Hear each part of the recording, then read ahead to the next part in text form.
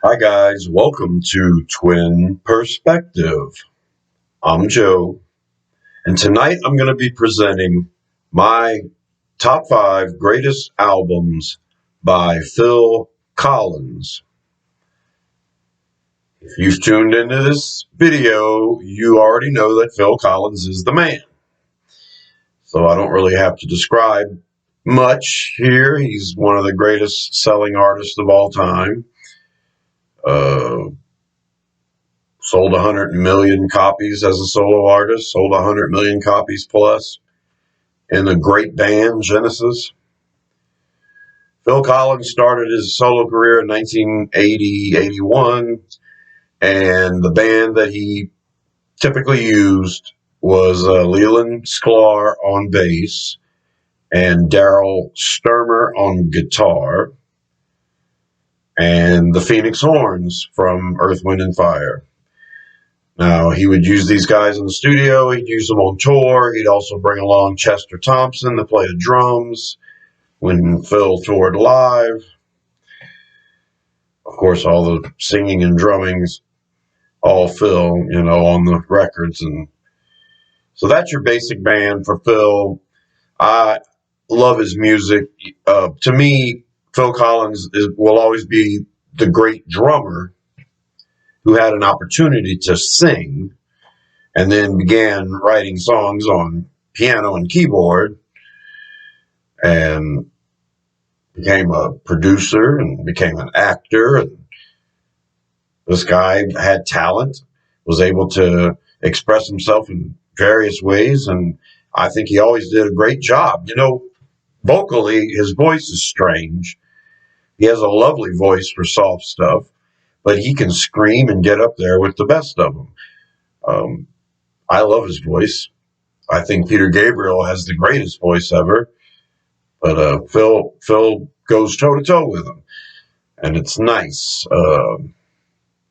Phil's solo music, a lot of Genesis fans feel like, Phil popped it up too much when he became the lead singer and pretty much the head of the band, and we all know Genesis rode the coattails of Phil's popularity. And I think Michael Rutherford and Phil Collins are pop songwriters. And so, of course, when you get down to 3 members like Genesis was, yeah, there's going to be more pop sensibility in it. But you also had the change in the decade with going from the 70s to the 80s. And a lot of Phil's music is defined by a lot of people by that 80s sound. Not every artist was using a horn section in the songs that they were doing. This was a, kind of a Motown thing, I thought. And, the bands that did use it, they end up writing great, in my opinion, great pop songs, whether it's David Bowie with Modern Love or when, any number of Billy Joel songs, Tell Her About It, all of this stuff with the big brass going, and I love it. I love the Motown sound. I always loved the simplicity of Phil's writing.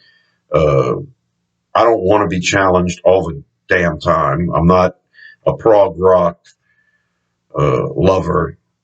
I appreciate progressive rock. Genesis happens to be my favorite band because I think they did it right. They did it melodically, and I liked what all the musicians in the band had to contribute, including Phil. And I certainly didn't mind the change in direction from Genesis. I like pop music, so we get away from prog rock. As a matter of fact, Peter Gabriel, his solo career, in my opinion, which is for another video, I think it got better the further away he got from the progressive rock style of the 70s. That's my opinion. And this is my list, top 5 greatest albums by Phil Collins, who's my 3rd all-time favorite artist and pretty much defines my childhood. So, at number 5, I'm going with Both Sides from 1993. The band that I described that Phil used in the studio was absent in this album. This was basically Phil Collins getting in his bedroom and using a little home studio and playing every single part by himself and showing us if you don't like Phil's solo, I'm not sure how you feel about this one because it is all Phil. And the songs are lovely. The thing about Phil Collins is he writes beautiful songs. They're melodic. His melodies are so catchy, in my opinion, and that I think that's Phil's strength. I think that he's the best at that, writing a melody for the lyric and having something really catchy. Both sides was a little hard for me to deal with because I missed the old band and I missed the old way that things were structured. But after a couple of listens, those songs grew on me. And I actually think this album starts off about as strong as any of his albums. It competes. The opening track is Both Sides of the Story, which is a great song. It was a single, not very successful, though. The next song is Can't Turn Back the Years, and it's lovely, beautiful. The next song is the single Every Day, and I love to sing that song. That song is a great song to sing. Yeah, all of Phil's songs are great to sing. His melodies are just incredible. The fourth song on the album is I've Forgotten Everything, and that's one of my favorites as well, along with Every Day. Those four songs to open the album are pretty damn strong. Phil usually has a dodgy one there amongst the first four, but not in this album. Other songs I like on this album include We're Sons of Our Fathers, which, when I first heard it, I thought, this is kind of extreme. I wasn't quite sure where he was going with the whole style of it, but it's pretty clever. I actually really like it. Survivors, which is one of the cheesiest things he's ever done, but it works. It's just so good, it works. And it's definitely one of the best songs on this album. We Fly So Close is very beautiful. It reminds me of the GE light bulb commercials from the 80s. Anyway, it's a beautiful song. And another one on there that I really like is There's a Place for Us. That song is Motown, and it's soul and R&B and beautiful effort there. All in all, Both Sides from 1993. Great album. At number 4, I'm going with But Seriously from 1989. This was the last album in the 80s Phil did. All of the albums he did in the 80s, solo albums, were massive hits, and this one was no exception. The album starts with Hangin' Long Enough, typical Motown kind of thing, but it's one of my least favorite songs by Phil. It's okay, though. It goes into That's Just the Way It Is. That's a beautiful song with Crosby on the backing vocals. Do You Remember was a big single for him, and that song's really defined by Daryl Sturmer's guitar. Do You Remember is beautiful. And then Something Happened on the Way to Heaven, and that's another one that's typical Phil Motown, and I actually really like that song. That one's always been a fun one for me. The song Colors has a strong political statement, and even though the structure of the song is overbearingly 80s, especially that second part, where you get into your typical Phil jam, Daryl Sturmer and the horns. The political message in it is as true today as it ever will be, so Colors is always going to be one of my favorites that Phil's done. Then he has I Wish It Would Rain Down with Eric Clapton on guitar. Great video. And that's a slow song, a ballad, love ballad. that any band in any genre, could have written and been excited about it. It could have been a heavy metal band. It could have been your typical classic rock. I Wish It Would Rain Down. I love that song. Great song. The huge, massive hit, Another Day in Paradise. One of my least favorite songs he's ever done. I don't like it. I think it's kind of cheesy. Um, I love the lyrics. I love the message. Kudos to Phil. Fuck anybody that doesn't like him. That's the way I look at it. If you have a platform like this and you can address certain issues with society, I appreciate that. So, Another Day in Paradise, fine. That's another one with Crosby singing back up. All of My Life, beautiful song that features Steve Winwood on the organ. Beautiful song. Saturday Night and Sunday Morning. That's basically just drums and the horns, a little bass, an instrumental, real quick. Saturday Night, Sunday Morning, one of my favorites. It starts off really fast and then ends slow because, Saturday night, Sunday morning. Father to Son, which means more to me now that I'm a father than it did back in '89 when I wasn't. The album ends with Find a Way to My Heart. That's a beautiful song, one of my favorites. I love the drum beat in it. Phil's created many a classic drum beat, and that one's one of my favorites. But seriously, 1989, my number 4, greatest album by Phil Collins at number 3. I'm going with No Jacket Required, 1985. Sold over 25 million copies worldwide. I think it won Album of the year it came out. And massive hit for Phil. Butt end of a joke for a lot of people. They're just jealous. They can't sell 25 million copies of shit. So y'all just suck it. That's right. I said it. No Jacket Required. Great album. I've got it at number 3. Starts off with Sussudio, and there's nothing funner than Sussudio. If you can't dance to Sussudio, then, friend of mine. How about that? Okay.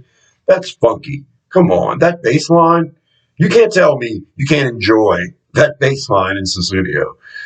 Come on. Give me a break. Only You Know and I Know.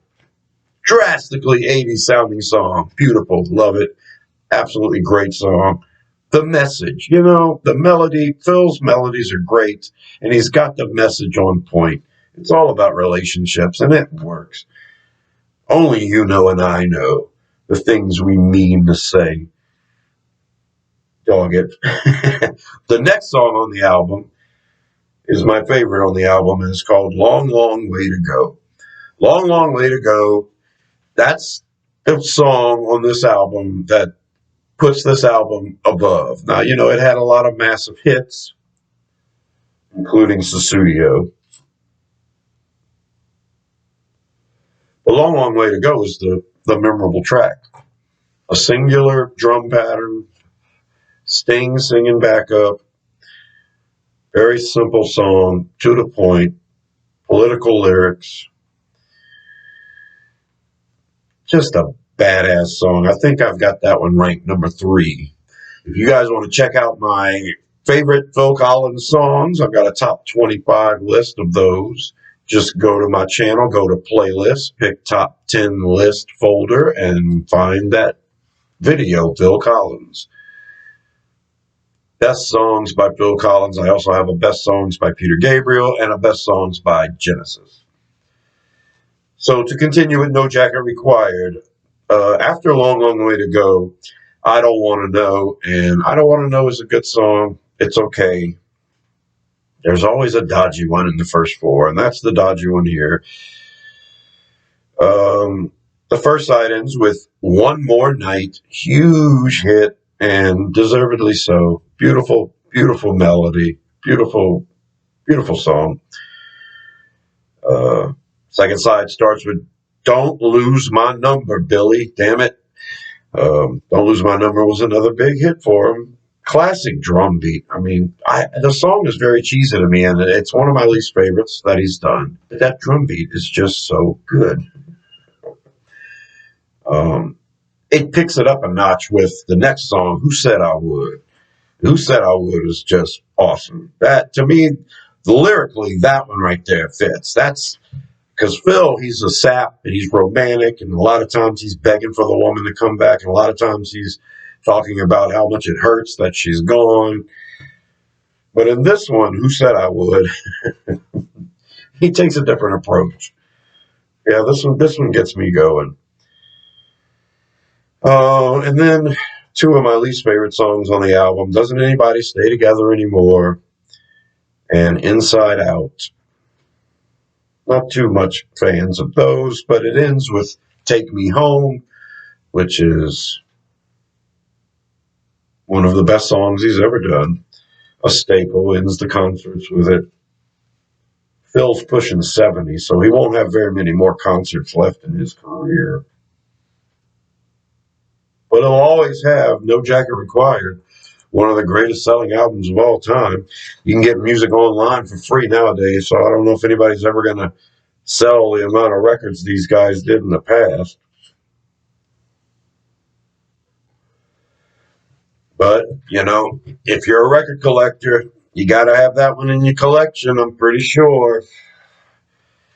And also the next two, because at number 2, I have "Hello, I Must Be Going" from 1982. This was his sophomore effort, his second solo album, and incredible. It opens with "I Don't Care Anymore," which is my second favorite song he's ever done. That one lyrically gets it right. That's the attitude you got to take with him sometimes. Beautiful song, great. That kind of song with the strong keyboard organ slash sound in the background, a strong drum beat, almost like a drum pattern that you add a little to, as the song progresses. Just typical Phil Collins, but kind of leans in that area of Genesis.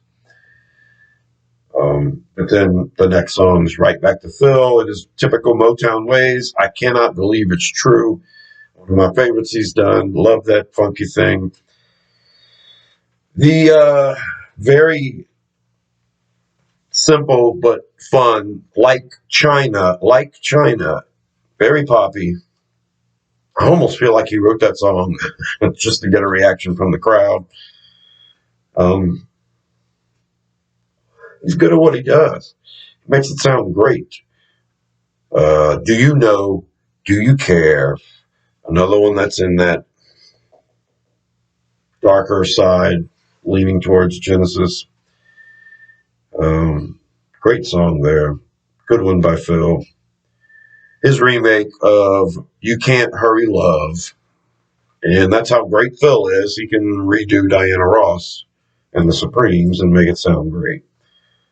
So I grew up, of course, listening to Phil's version, being that it came out when I was 11 years old. Yeah, I'd pick Phil's over Diana Ross. That's just me. Next song, "It Don't Matter to Me What You Say." Another Motown fun, fast-paced deal. The very controversial "Through These Walls," which is very weird, and he takes on the persona of a maniac. And that one's another one that kind of borders towards that darker Genesis side. Then we go right back to the lovely song "Don't Let Him Steal Your Heart Away," with a lot of little orchestral instruments there in support. Of course, pining over the girl as usual. The West Side, an instrumental, one of the best jams he's ever done. I think the West Side is one that No matter how much you hate Phil Collins, I'm pretty sure you could like The West Side because he doesn't sing in it. And it's just a big horn drum presentation. It's pretty badass. The album ends with Why Can't It Wait Till Morning? Another one supported by the orchestral instruments in the background and a lovely, lovely melody as usual. Hello, I Must Be Going. I had no problem putting this list together. I knew that No Jacket Required was not going to be number one. And I knew it was going to be number one. And if you've noticed, these albums have gone in chronological order from 93 to 89 to 85 to 82 and to my number one greatest album by Phil Collins, his original, his debut, Face Value from 1981. One of the greatest albums of all time. If you're a record collector, this one has to be in it. It starts with the massive hit In the Air Tonight. And the version they played during the video on TV, back in MTV, they had the little extra drum track added to it, took away from the ambient feel of the song. I mean, I guess they just felt like they had to add something if they were going to put it on the radio or it would be too boring for people. Give me a break. Okay, album version, that's the way to go. In the Air Tonight, of course, one of my favorites he's done. The next song is This Must Be Love. And that is just beautiful. That is soul. That is sweet. This man belonged in the 60s and 70s writing this kind of music.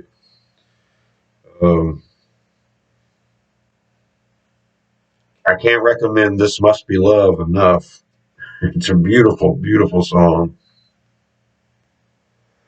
The next song, Behind the Lines, is written by Genesis, and they did that on their 1980 album, Duke. That's the song that opens up Duke. Now, Behind the Lines, it's, to my knowledge, the only Genesis song that Phil redid. And that was typically what I would use, my brother and I, to show our friends the difference between Phil Collins and Genesis. Now, our friends were geeks and waivers, and they didn't really much care about Phil Collins, so they didn't care much anyway about the music or anything like that. But their ignorance, to a degree, would lead them to say things like, when That's All starts playing on the radio, oh, it's Phil Collins. No, it's Genesis, damn it. There's a difference. So you listen to Behind the Lines by Genesis, you listen to Behind the Lines by Phil Collins, and although Phil Collins is involved in both of them, they're two totally different songs. And of course, I love Genesis' version better, but this version is so Phil, and it's so good, and yeah, it's a great song. One of my favorites he's ever done. Good job, Phil, funking this thing up into a little funky little horn little thing. Behind the Lines by Genesis. Then Phil gets very interesting with The Roof is Leaking. And, there's an American sentiment here in this song. I don't know if Phil's describing, things that happen in England typically, and, tragedies are global, of course, but it does feel American. It feels very pioneer time, and it's an interesting song. Eric Clapton plays guitar on it. It's kind of country, kind of folky. Then the next two songs, Droned and Hand in Hand, are two of my favorites he's ever done, without a doubt. These are basically instrumental. And, yeah, it doesn't get much better than that. We're smack dab in the middle of the album. Those two songs are just phenomenal to me.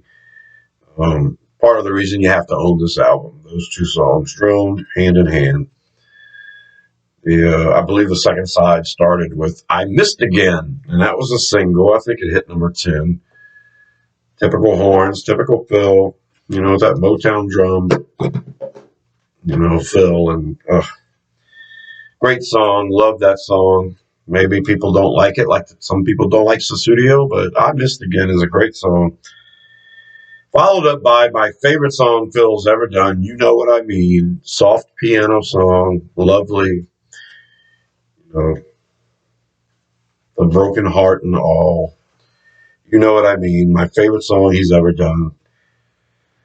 That's followed up by Thunder and Lightning, one of my least favorite songs he's ever done. The album ends with a bang because you've got I'm Not Moving. I redid that one on my keyboard. Absolutely. Along with You Know What I Mean. I'm Not Moving is just fun. I don't know how to describe that song other than that it's unique and it's fun. And yeah, kudos to Phil for that one. That's just eternally fun. I love that song.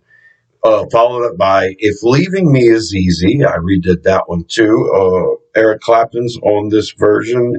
If Leaving Me Is Easy is another soul, blues, R&B, Motown, slow song. And he ends the album with one of my favorite songs he's ever done, a remake to the Beatles' Tomorrow Never Knows. That song is considered by Beatles fans to be, one of Ringo's finest shining moments. I just like Phil's beat a little better. It's a little different. I appreciate what Phil did with the effects, playing backwards tracks, and creating this incredible effect on the song. I think it's better than the Beatles version. There I am on that. That's it. Number one, Face Value. No question about it. One of the greatest albums ever. You have to put it in your collection, even if you hate Phil Collins. Maybe you don't like the '80s Phil Collins. You got to get this one though. This one has a ton of genres stretched across it, and some of my favorite songs he's ever done on that album, right there. Great effort. That's it. That's my love affair for Phil. I hope you guys understand where I'm coming from if you're a Phil fan. That's the way I see it. This has been Twin Perspective. I'm Joe. Subscribe to Rosenfield 10 for more videos like this. And I will see you in the trees. Bye.